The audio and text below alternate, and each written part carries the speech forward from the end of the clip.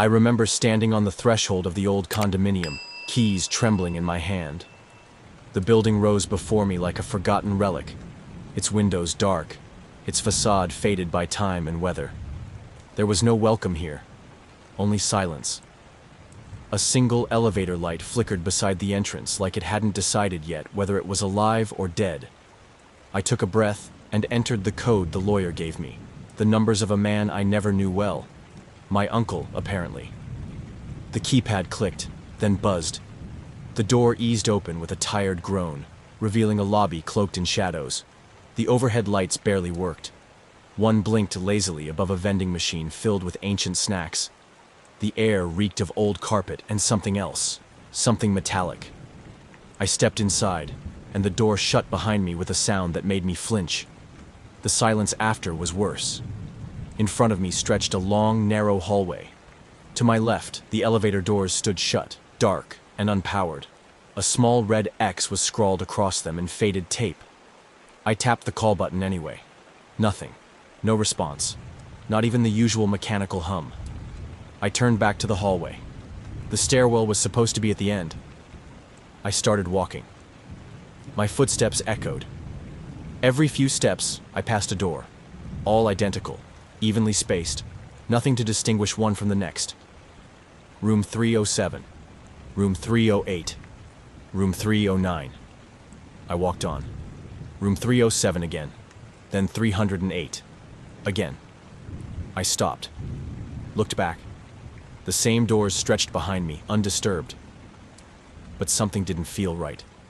The hallway hadn't changed, and yet it had. I could feel it, like the air was heavier now, thicker.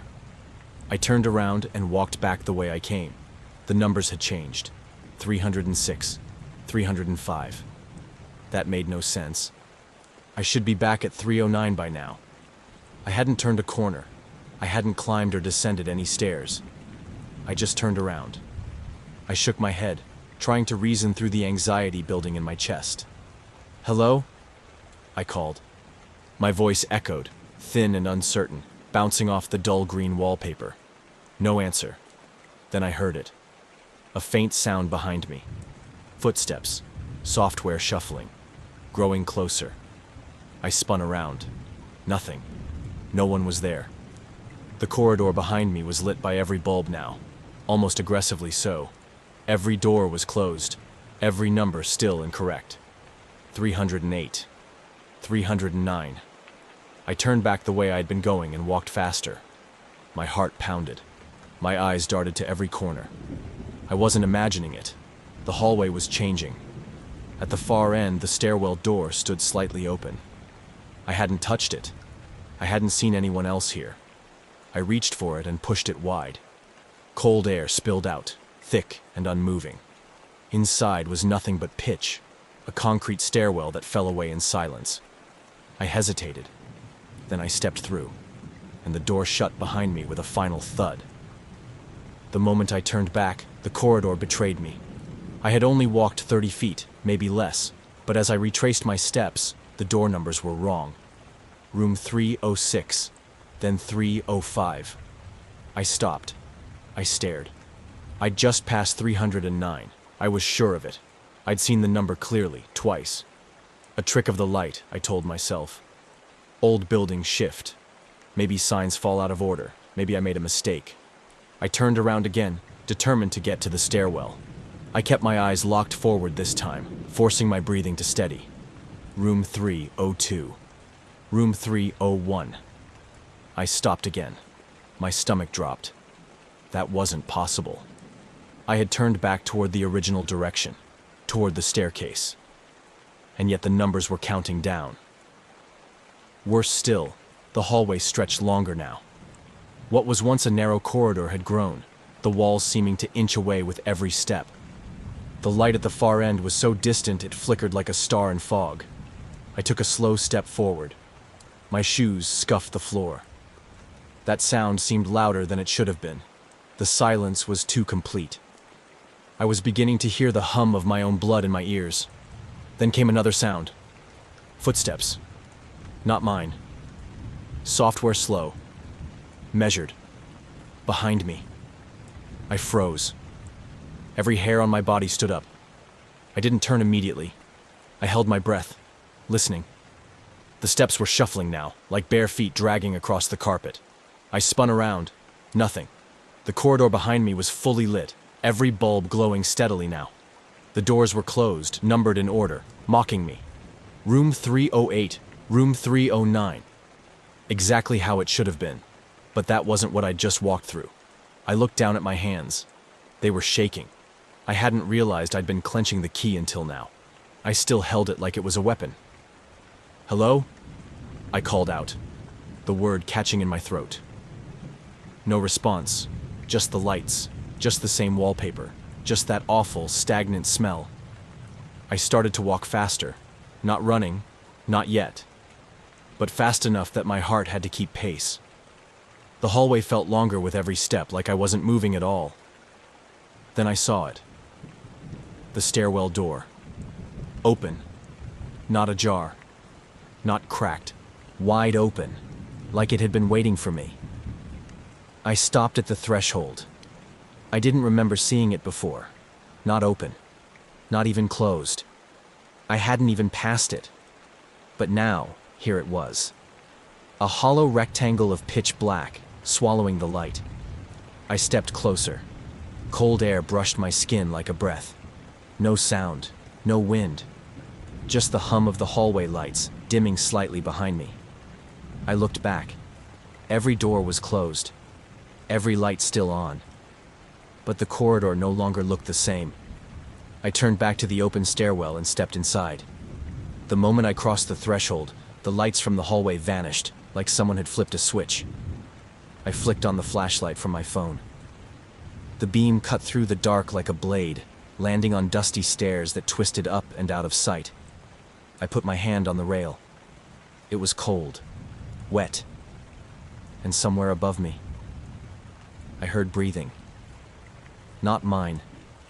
The moment I crossed into the stairwell, I felt like I had left the world behind. The air changed, still and suffocating, like something had been waiting in the dark just for me. I raised my flashlight. The narrow beam barely cut through the pitch. Dust floated in the silence. The stairs twisted up, swallowed by shadow. I didn't think. I just moved. One step at a time.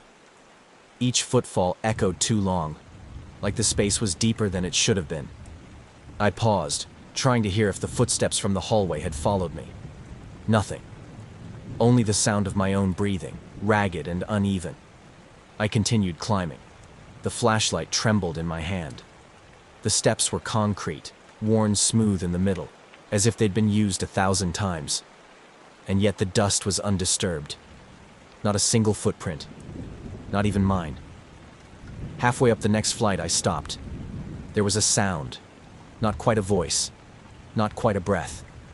It came from above. A whisper. Mechanical. Like words played backward through a broken speaker. I turned my flashlight upward. The stairs disappeared into shadow, but something moved just beyond the light. A flutter, like the edge of a coat slipping around a corner. But no one was there. I called out, a shaky, "Hello?" No answer. I climbed faster. My steps grew louder. I wasn't walking anymore. I was nearly running. Panic built in my chest like pressure in a sealed room. And then, as I turned a corner onto a new landing, the overhead light snapped on with a loud click. I stopped, frozen. The light buzzed above me. There was nothing unusual on the landing, except for the mirror. It was tall and old, its edges chipped, silvering flaked around the corners. It hung directly across from the staircase, facing anyone who reached this point. And in the reflection, I wasn't standing. I was sitting. Slumped. Limpio. My arms hung at my sides and my head lolled against the back of a chair, eyes closed, mouth slightly open.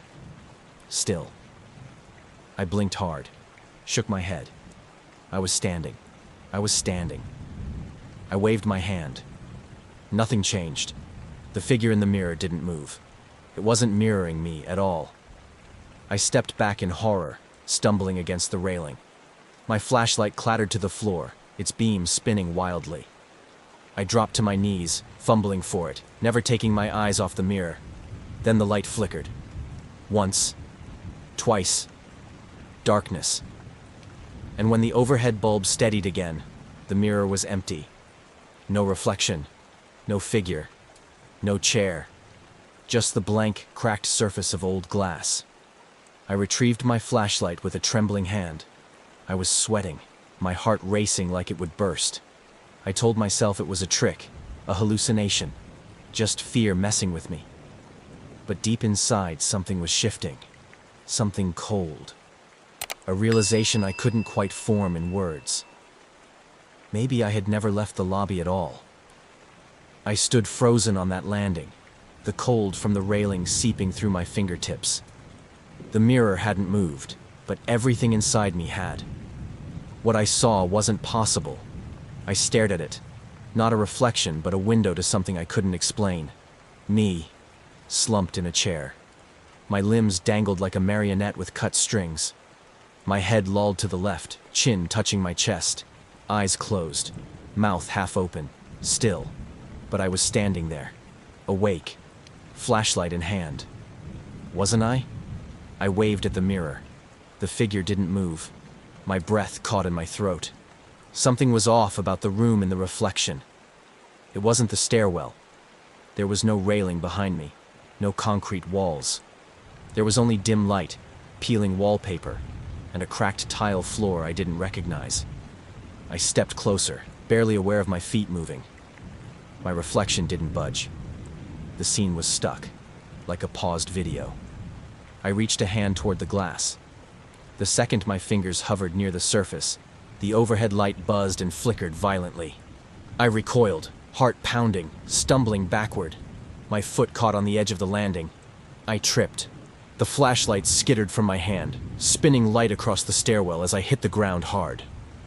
My elbow slammed against the railing, sending a sharp pain shooting up my arm. When I sat up, the light above me steadied again, weaker now. I looked to the mirror. It was empty. The chair was gone. No figure, no reflection at all. Just a blank pane of smudged ancient glass. I got to my feet slowly, every muscle trembling. The flashlight rolled against the wall, its beam now pointed downward, illuminating nothing but dust. What had I seen? Was it a memory? A hallucination? A warning? Part of me wanted to go back, get out of the stairwell, get out of the building. But I couldn't. Something beyond the physical had locked me in here. I bent to retrieve the flashlight. As I did, a faint noise echoed up from below. Not a voice exactly, but a rustling, like pages turning or tape unwinding. And then the whisper came again. Mechanical, distant, like it was crawling up the stairwell. I whipped around and looked down. Only blackness, the kind of dark that swallows sound. I didn't wait. I bolted up the next flight, gripping the railing with one hand, my flashlight tight in the other. I didn't know what was happening anymore. If it was a dream, a psychotic break, or something I wasn't meant to understand. But I knew this much. I had to keep moving. Whatever was behind me, I couldn't let it catch up. I climbed. I didn't know how many floors I'd passed anymore. The numbers were gone. The landings were inconsistent. Some small, some wide enough to feel like whole rooms, some without railings, some with two staircases leading off in impossible directions. The deeper I went into this place, the more it rewrote itself around me. Time fractured. I'd blink and find myself 3 steps higher, breathless, unsure how I got there. Then blink again, and I was standing still, watching dust float in the same beam of my flashlight, like I hadn't moved in minutes. Sometimes the stairwell lit itself. Sometimes it didn't. Sometimes I walked through patches of warm, flickering light that buzzed like old neon. Sometimes it was total blackness, and my flashlight felt more like a prop than protection. And then came the flickers. Not from the lights. From my memory. 1 second, I was there on the stairs. The next, I was in the lobby again, sitting, slouched, watching a TV. A grainy screen replaying my own arrival. The buzzer. The hallway. Room 307. My hand on the door. And then back. Back in the stairwell. I grabbed the railing, trying to stay grounded. My fingers felt different, younger, dirtier. Like I hadn't held a flashlight, but a plastic toy. Like I was 10 years old again, hiding in my childhood closet, afraid of the dark. I shook my head and climbed faster. Then came the voice. A whisper. Mechanical. It didn't sound through the stairwell. It came from within it, from behind the walls, as if the building itself had a throat. Thomas. Drawn out, stretched, almost digital. I stopped breathing. The air pressed in on me like the stairwell contracted. The steps creaked beneath me, even though I hadn't moved. Then another flicker. A memory. But not mine. It was my uncle's voice. A phone call. Faint. Distant. Just take the keys, Thomas. It's yours now. I don't want to talk about what happened inside. I had never had that conversation, but I remembered it anyway. My head spun. I sat down on the steps, gripping the flashlight tight. Everything tilted. The staircase twisted as I looked up, spiraling not in space, but in logic. What should have been a vertical climb now felt like a loop, as if I were moving in a circle that defied geometry. I tried to stand. My legs resisted. They felt disconnected from time, from effort. As if every step forward aged me 10 years, and every pause rewound that clock. The whisper returned. He never left. He never left. It was like a chant now. Dozens of voices layered into one. All low, all warped, echoing up from the void below. I turned and looked down. Darkness, infinite. Breathing. Something waited beneath me. Something knew me. I forced myself up and kept climbing, past landings that stretched into nothing, past flickering lights that stuttered in and out of color. And then finally I saw it. A door. A number. 5. But no hallway. No exit sign.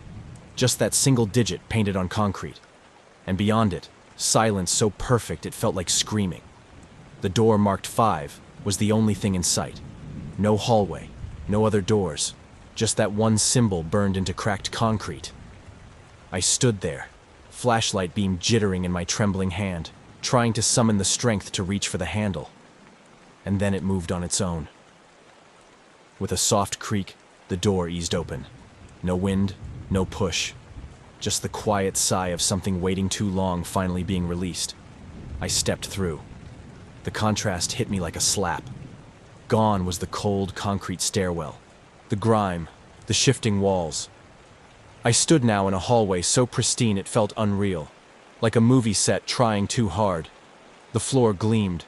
The wallpaper was perfectly patterned, undamaged, untouched by time. Even the air smelled sterile, like a room sealed off for decades and only just cracked open. At the far end was a single door. My unit. I approached slowly, every step muffled by the plush carpet underfoot. My heartbeat thundered in my ears. The hallway had no windows, no shadows, no dust. It wasn't abandoned. It was preserved, eerily so, like something had stopped time here. As I reached the door, it too swung open without me touching it. The room inside was dark. No lights, just the faint glow of a flickering screen inside. I crossed the threshold. The apartment looked exactly like the photos the lawyer had shown me, except wrong. It wasn't aged. It wasn't dusty. It looked paused. Furniture covered in clear plastic. Bookshelves perfectly arranged. A thin film of silence clung to everything. Nothing had moved. No signs of life or of someone ever actually living here. Except for one thing. At the center of the room, facing away from me, was a single chair, and directly in front of it, another mirror, and behind the mirror, against the far wall, an old television, CRT style, boxy, static flickering across the screen. I took a step toward the chair. The screen buzzed, then flashed. It was showing security camera footage, a grainy feed, black and white, a view of the building's lobby, the one I'd walked through hours ago. There I was. slumped in the chair, unmoving. I turned to the mirror. My reflection looked back, standing, flashlight in hand. Not slouched, not still. I looked back to the screen, still slumped. The mirror, standing. The screen, collapsed. The room tilted around me. My breath caught in my throat. I staggered back a step. The image on the screen jumped. The me in the chair twitched, just slightly, but enough to make my heart stop. Then the room shifted. Not visibly, not physically, but I felt it. Like some layer peeled away and revealed the rot beneath. The wallpaper began to curl. The pristine carpet frayed at the edges. The air turned thick, metallic. The mirror cracked, a single jagged line running down its center. The screen buzzed louder. The lights above flickered. I backed toward the door, but it was gone. No door, just a wall where it had been. I was inside something now. Not an apartment, not even a building. A memory, maybe. A trap shaped like a home. And the only thing watching me was me, slumped on the screen, trapped in time. While the version of me here wasn't sure if I was real anymore. I stood in the center of apartment 509, the glow of the flickering screen warping the shadows across the walls. The static pulsed in and out like a heartbeat. The chair in front of the mirror, once empty, now seemed occupied again, not by a person, but by the weight of something watching. I stepped forward. The mirror showed me standing there, flashlight gripped tight, breath fogging the glass. But the screen showed the lobby. Me, curled in that chair, motionless, as if I'd never left. The lobby was dim, a single flickering bulb hanging overhead. I saw the security desk, the vending machine. Everything I remembered, everything I walked through. But the figure in the chair didn't twitch, didn't shift, didn't breathe. I looked back at the mirror, still standing, still moving, still here. I opened my mouth to speak, to scream, to ask what this was, which image was true. Nothing came out. My voice was gone, not choked, not silenced, just absent. A low rumble began behind the walls, like the building was waking up or falling apart. The lights in the apartment dimmed as the sound grew deeper, heavier, vibrating through the floor and up my spine. I turned in a panic. No door, no exit. The walls trembled. The television flickered.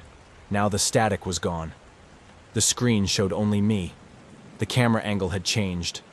It was no longer a feed from the lobby. It was looking into this room, this exact room, from behind me. I spun around. There was no camera, no lens, just the chair, the mirror. And now, on the screen, I saw myself lifting the flashlight and turning around again. Except I hadn't moved. That version of me, the one on the screen, began to smile. A thin, unnatural curve, lips stretching too wide, eyes still blank. Then the mirror fractured. Not a crack, a shatter. It didn't fall or explode. It folded inward, like glass peeling away into a tunnel of darkness. A void where my reflection had been. And in that void, something moved. Something stepped forward. I backed away, heart hammering, but the floor didn't exist anymore. It was just the image on the screen that now showed the chair in the lobby again. Just the chair. Empty. I turned back to the mirror. No figure, no tunnel, only black. And then, like the click of a switch, everything stopped. Darkness, silence, no screen, no mirror, no apartment, just cold. Then the hiss of static returned, but now it was distant, muffled, like coming through a speaker across a long hallway. A hallway I could not see but somehow still felt. And then I was in the lobby again. Not standing, seated, slumped in the same chair, breath shallow, limbs heavy. I saw myself from above, like watching from the ceiling. I saw the front door, slightly ajar, light pouring through. And I saw the security guard walk in. Pause. Approach, slowly. Then the story ended. At precisely midnight, the footage confirmed it. I walked into the building, entered the hallway, never reached the stairs. The camera's reflection caught it all. Behind me, the hallway stretched endlessly, fading into fog.